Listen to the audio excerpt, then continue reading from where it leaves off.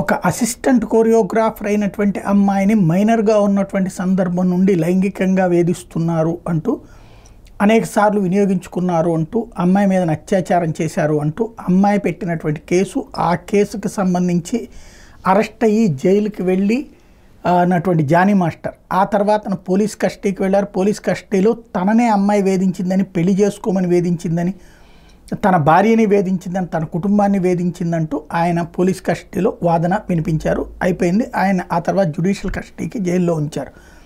అయితే తనకి జాతీయ అవార్డు లభించింది. ఈ జాతీయ అవార్డు తీసుకోవడానికి బెయిల్ కావాలంటూ కోర్టులో వేస్తే ప్రస్తుతం కోర్టు, రంగారెడ్డి కోర్టు ఇప్పుడు తనకి బెయిల్ 4 రోజుల పాటు మంజూరు చేసింది. ఈ నెల 6వ తారీఖు నుండి 10వ తారీఖు వరకు కూడా తను ఏదైతే జాతీయ అవార్డుకి వెళ్ళి రావడం కోసం అని చెప్పేసి అనుమతిస్తూ ఆదేశాలు ఇచ్చింది.